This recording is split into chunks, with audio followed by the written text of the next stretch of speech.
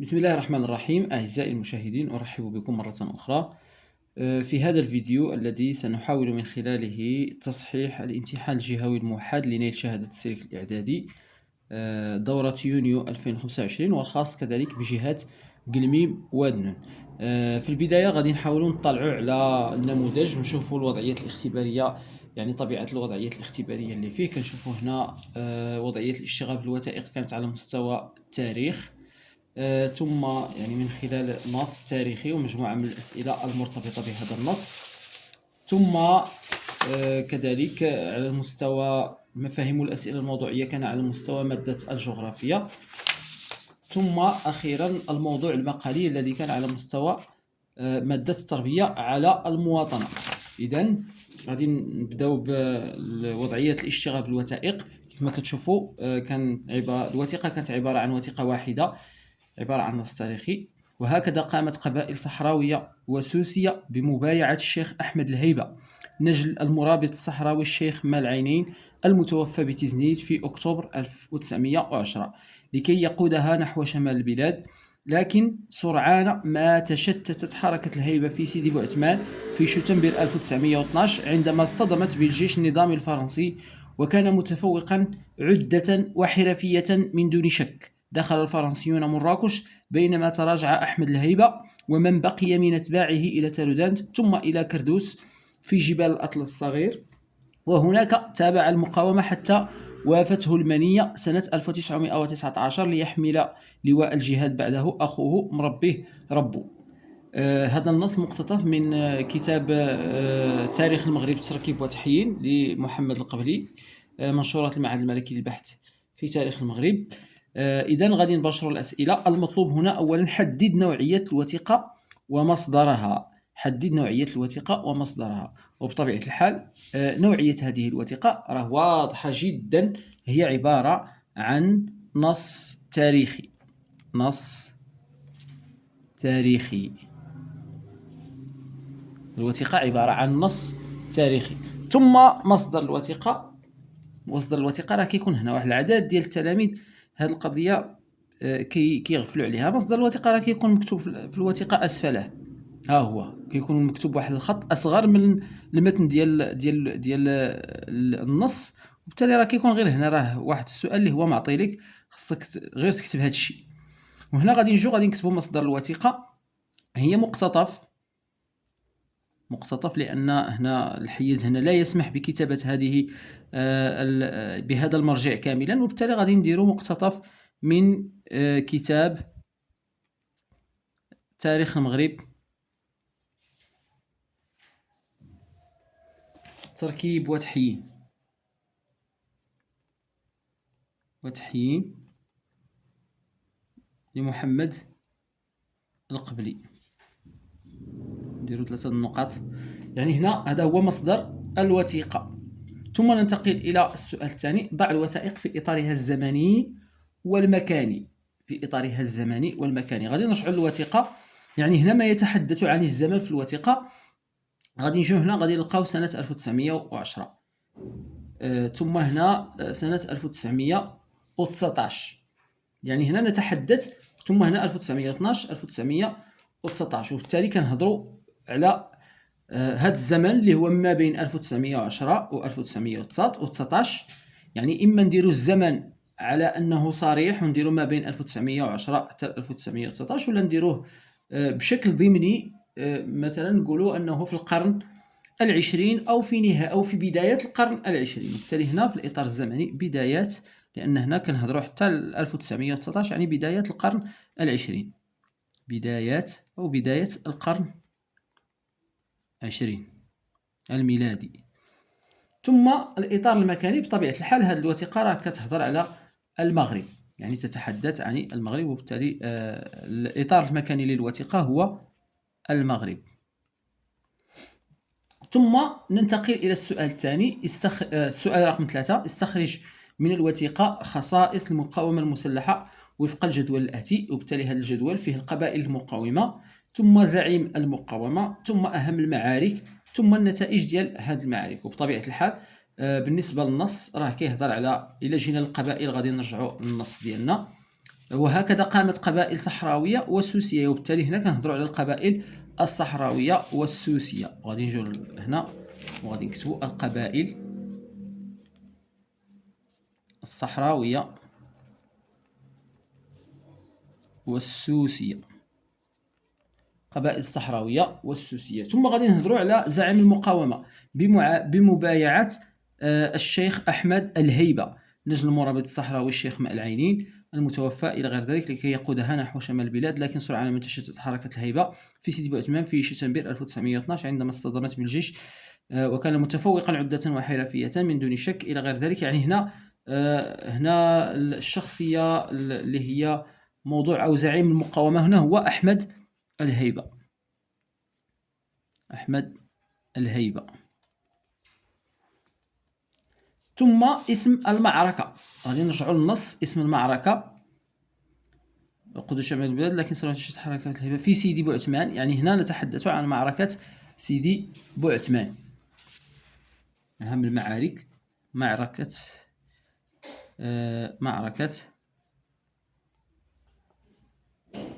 سيدي بوعثمان، معركة سيدي بوعثمان.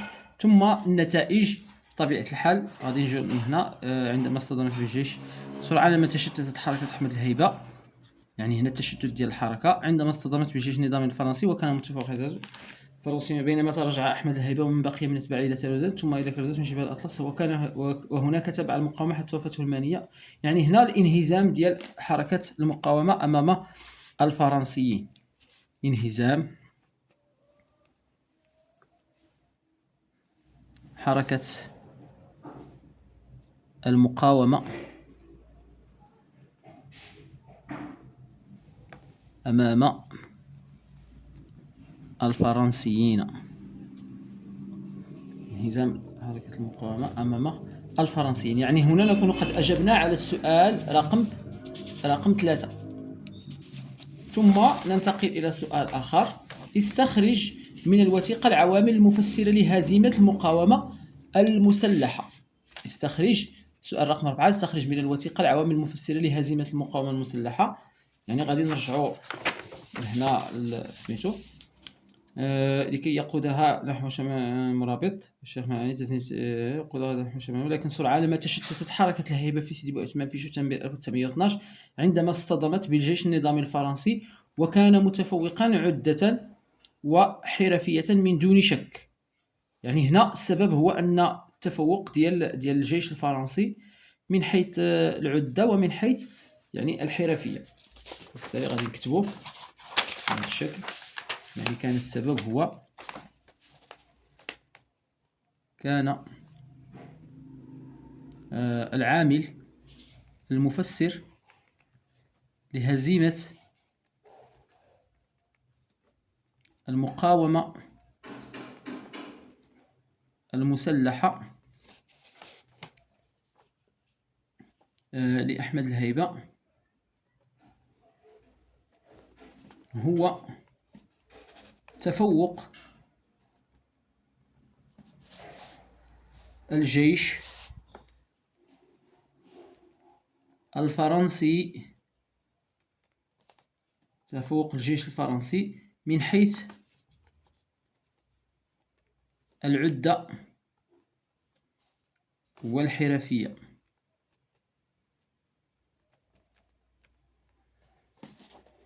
واحد الملاحظة هنا، استخرج من الوثيقة العوامل المفسرة لهزيمة المقاومة. يعني هنا عندنا واحد المعطى باللي راه الهزيمة ديال المقاومة المسلحة ديال أحمد الهيبة، وبالتالي غادي غير إلا قريتي هذه راه غادي تكون خصك تأكد باللي هنا درتي في النتائج الانهزام ديال حركة المقاومة أمام الفرنسيين. يعني بعض الإجابات ديال الأسئلة راه كتكون غير من خلال أسئلة أخرى، إلى كاع ما يعني شي واحد اللي كاع أبسط حاجة ما قدرش أنه يدركها، يعني راه غادي يدرك هذا الشيء. ثم استخلص الفكرة الأساسية أو الفكرة الأساس للوثيقة. السؤال رقم 5، استخلص الفكرة الأساس للوثيقة. وكيف ما كتلاحظوا بني أن الوثيقة كتهضر لنا على مجموعة من الأمور. يعني هذه الوثيقة كتناول لنا أولا، غادي نرجعوا للوثيقة، يعني هنا عندنا القبائل الصحراوية والسوسية، وبالتالي كان لها هذه القبائل كان لها واحد الدور اللي هو مهم في المقاومة المسلحة المغربية. وبقيادة أحمد الهيبة. ثم وكذلك مربيه ربو. وبالإضافة كذلك يعني كانت مواجهة هذه المقاومة القبائلية، يعني المقاومة الفرنسي، ويعني وانهزمت أمام، يعني كاينة هنا الهزيمة. وبالتالي يعني هذا الشيء كامل في بداية القرن العشرين.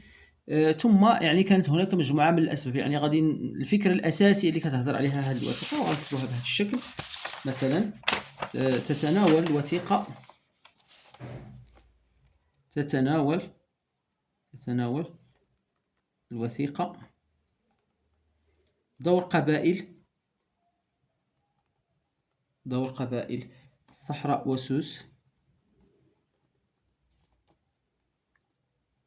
في المقاومة. يعني الفكرة الأساسية تكون شاملة. والمقاومة وسوس في المقاومة المسلحة، لأن عندنا عدد من المقاومات المسلحة. في المقاومة المسلحة المغربية مجموعة من المناطق بقيادة أحمد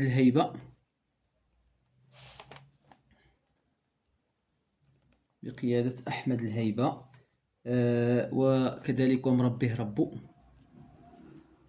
يعني عندنا في نهاية النص، يعني أنه هنا في نهاية النص ليحمل لواء الجهاد بعده أخوه مربيه ربو،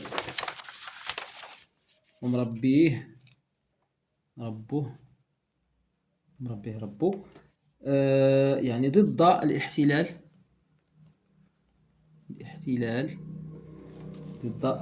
الفرنسي في بداية، يعني نذكروا الزمن في بداية القرن العشرين. مصلحة بقيادة أحمد، والتي انهزموا فيها لعدة أسباب. يعني أسباب راه مذكورة، في النص. يعني هذه هي الفكرة الأساسية. تتناول الوثيقة دور قبائل الصحراء والسوس في مقاومة المسلحة المغربية بقيادة أحمد الهيبة ومربيه ربو ضد الاحتلال الفرنسي في بداية القرن العشرين، والتي انهزموا فيها لعدة أسباب. يعني الأسباب راه مذكورة. ثم سننتقل إلى الوضعية الثانية، ويتعلق الأمر بوضعية المفاهيم والأسئلة الموضوعية، والتي كانت على مستوى مادة الجغرافيا. هنا أولا نعرف بثلاث مفاهيم من اختيارك مما يلي. عندنا هنا قوة تكنولوجية، الضعف التنموي، التحول الاقتصادي، اقتصاد السوق، ظاهرة اقتصادية. وبالتالي حنا عندنا مطلوب منا، عندنا 1 2 3 4 5 ديال المفاهيم، وحنا مطلوب منا أننا نعرفوا فقط 3 ديال المفاهيم. وبالتالي يعني هنا أولا قوة تكنولوجية، يعني كنعنيو بها واحد البلد يعتمد على الابتكار والبحث العلمي والتقنيات العالية كركيزة أساسية لاقتصاده. مثلا نموذج ديال اليابان. وبالتالي غادي نختاروا هذا التعريف الأول اللي هو قوة تكنولوجيا. نديرو جوج ديال النقاط، يعني بلد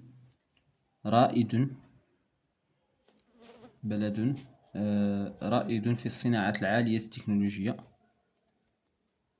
صناعات عالية التكنولوجيا كالمعلوميات والروبوتيك.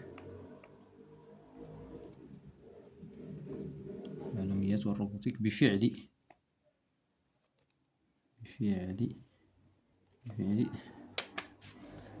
توفره على يد عاملة مؤهلة كما هو عليه الشأن بخصوص اليابان، يعني دولة اليابان. هذا التعريف الأول الذي يخص قوة تكنولوجية. ثم التعريف الثاني بخصوص الضعف التنموي. هنا كنهضروا على الدرس ديال نيجيريا. الضعف التنموي هو ضعف مؤشرات التنمية البشرية مؤشرات التنمية البشرية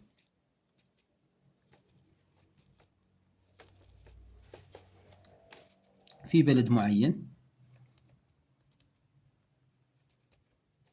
كالبطالة. التنمية البشرية في بلد معين كالبطالة والأمية وضعف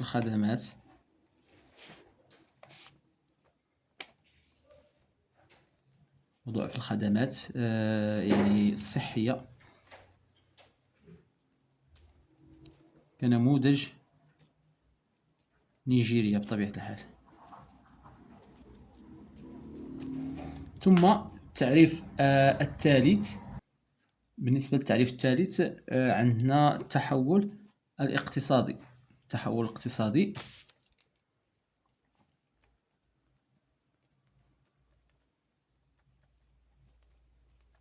هو يعني التحول من نظام اقتصادي إلى نظام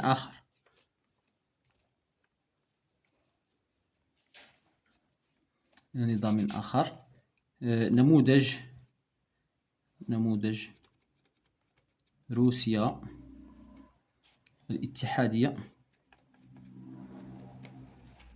التي تحولت من نظام اشتراكي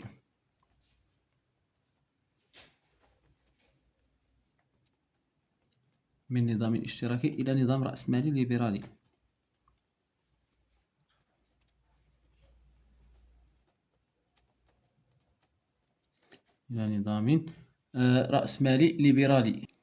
أما بخصوص التعريفين الثانيين اللي هما عندنا هنا اقتصاد السوق، ظاهرة اقتصادية، يعني لمن رغب في اختيار هذين التعريفين. بالنسبة لاقتصاد السوق فنعني به اقتصاد يقوم على قانون العرض والطلب، وكذلك تحرير الإنتاج وتحرير أسعار السلع. أما بالنسبة للظاهرة الاقتصادية فكنعنيو بها يعني الظاهرة الاقتصادية سلوك يعني يتعلق بالنشاط الاقتصادي كالإنتاج، كالاستهلاك، التوزيع أو التبادل إلى غير ذلك.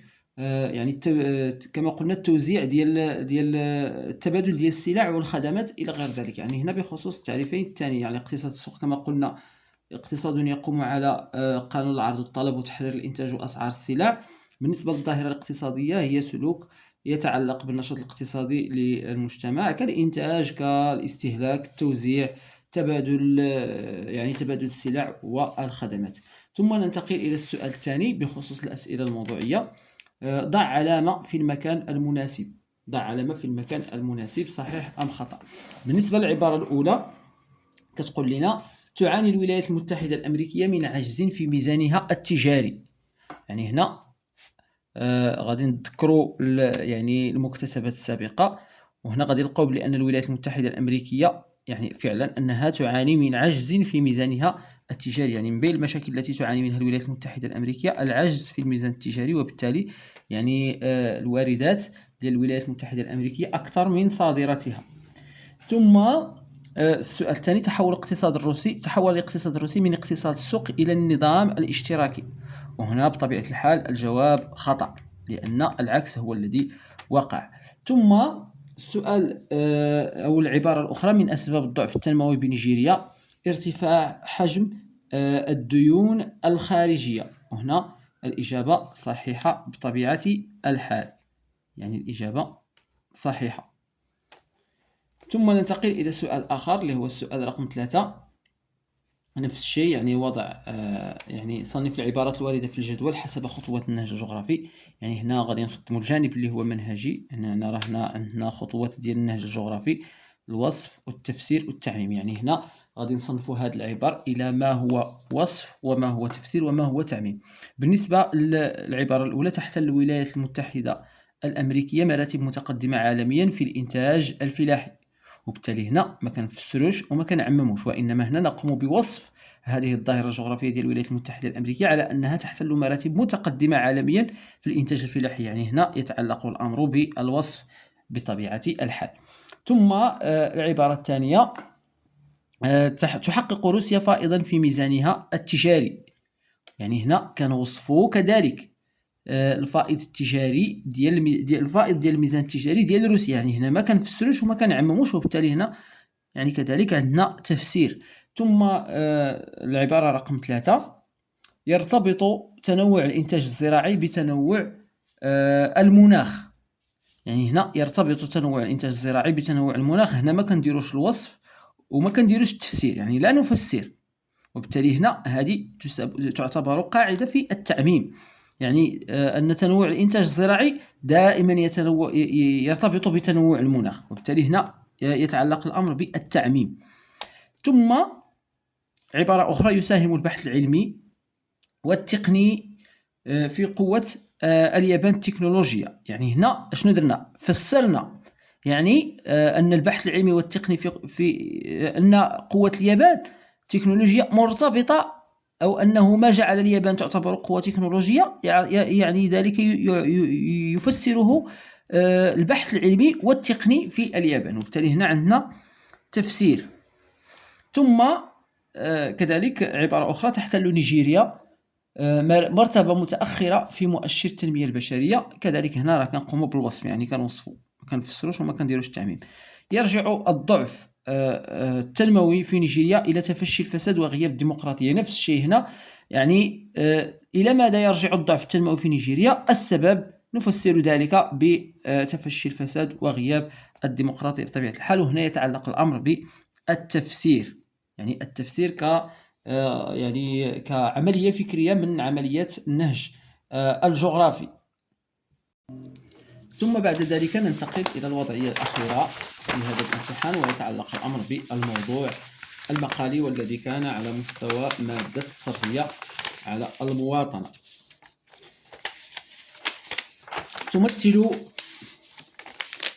تمثل الموارد الطبيعية ثروة أساسية لحياة الإنسان، غير أنها تواجه مجموعة من الإكراهات. اكتب موضوعا مقاليا يتضمن ما يلي: أولا، وضعية الموارد المائية بالمغرب، ثم جهود المغرب لمواجهة التحديات البيئية، ثم اقترح التدابير الكفيلة بالحفاظ على الموارد المائية. يعني أول شيء غادي نقوم بصياغة مقدمة، ثم الأسئلة المرتبطة بها. غادي نجيو نكتبو بهذا الشكل، نخليو واحد الجانب هنا واحد شوية. تعتبر الموارد المائية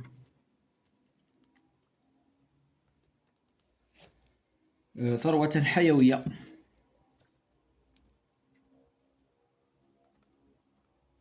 وأساسية للتنمية،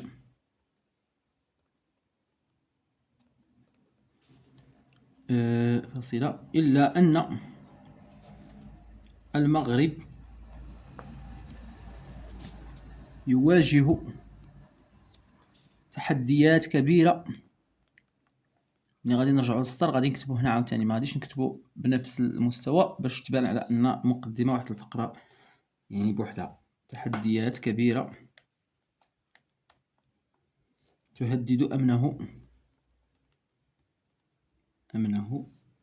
المائي. غادي نديرو نقطة، نجي هنا ندير واحد العارضة هنا. فما هي وضعية، غادي نحولو هاد المطلوب منا إلى أسئلة إشكالية. فما هي وضعية هذه الموارد ثم سؤال آخر: وما الجهود المبذولة لمواجهة التحديات البيئية؟ علامة استفهام. ثم أخيرا وكيف يمكننا، هنا اقترح التدابير الكفيلة بالحفاظ على الموارد المائية. ما غاديش نقولوا وما المقترحات، غادي نجيو ديريكت وغادي نديرو وكيف يمكننا الحفاظ عليها.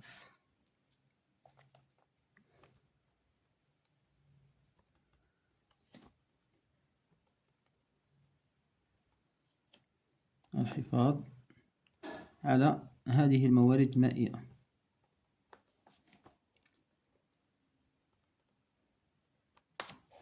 علامة استفهام، يعني أي سؤال كنديروه ضروري أننا خصنا نديرو ليه علامة استفهام. هنا دابا غادي نجيو للعرض، وبالنسبة للعرض خصنا نتحدثوا على وضعيات الموارد المائية بالمغرب. وضعيات الموارد المائية بالمغرب، وبالتالي غادي نكتبوا بهذا الشكل أن تتميز وضعية الموارد المائية بالمغرب بطابع الندرة وعدم التوازن فاصلة، حيث يعاني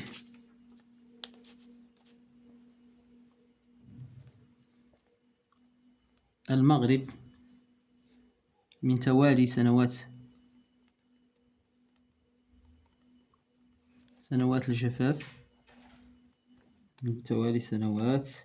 الجفاف، مما أدى إلى تراجع حقينة السدود، وكذلك وجفاف الوديان والآبار،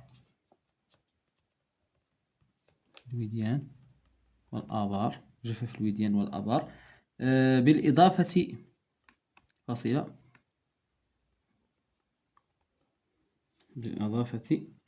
إلى إلى التغيرات المناخية، إضافة إلى مشكل التغيرات أو ظاهرة التغيرات المناخية. وفي ظل هذا الوضع يعني هنا عندنا غادي نذكروا يعني التراجع ديال نصيب الفرد من الماء. في ظل هذا الوضع تراجع، وأدى ذلك إلى نصيب الفرد السنوي من الماء إلى مستويات حرجة. نقطة.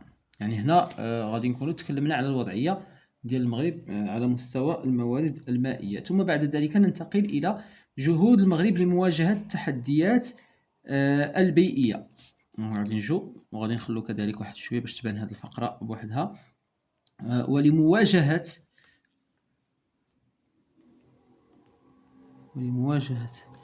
التحديات البيئية،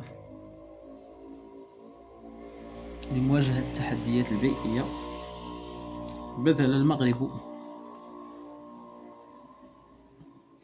جهودا كبرى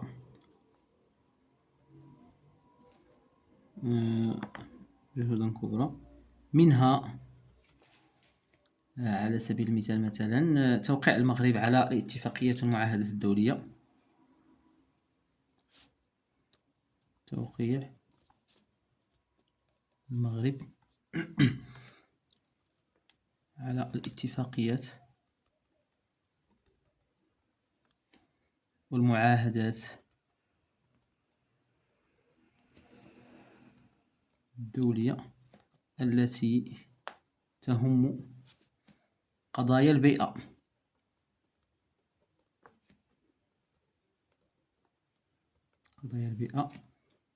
وكذلك التوقيع على، يعني هذه مهمة، التوقيع على اتفاقية ريو دي جانيرو.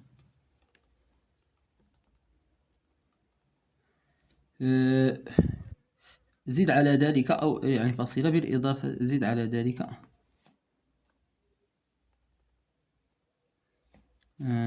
تنظيم المغرب لمؤتمر الأمم المتحدة حول التغيرات المناخية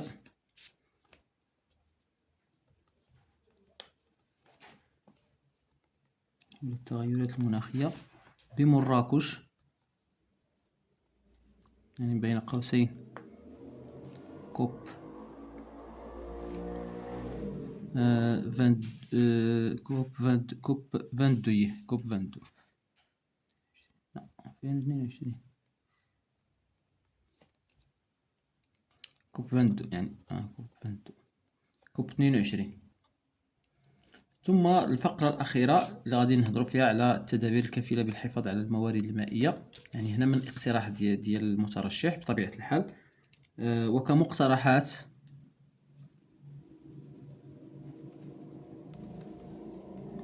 للحفاظ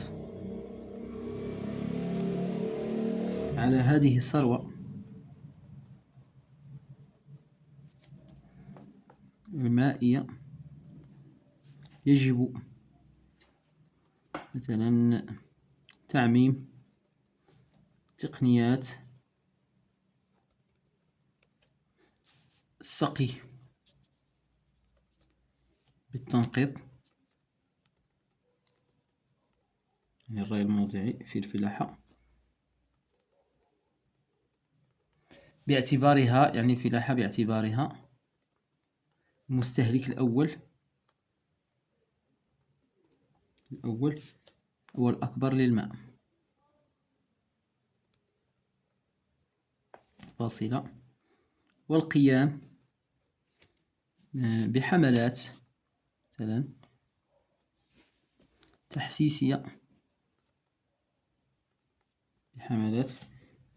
تحسيسية واسعة للمواطنين للحد من التبذير المنزلي مثلا. فاصلة. وتشجيع، يعني هذه كلها حلول، وتشجيع البحث العلمي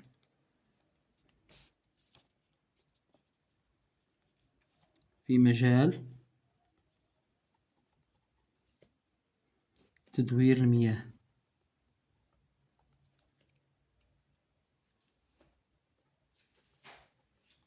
نقطة.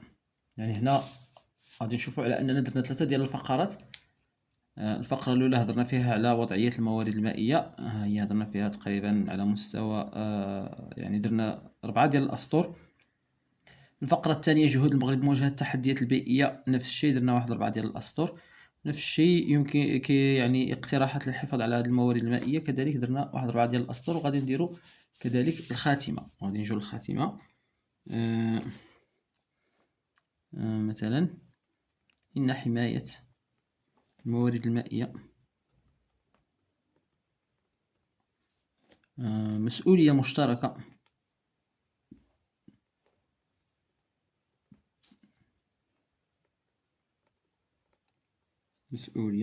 بين الدول وبين الدولة والمجتمع، ويتطلب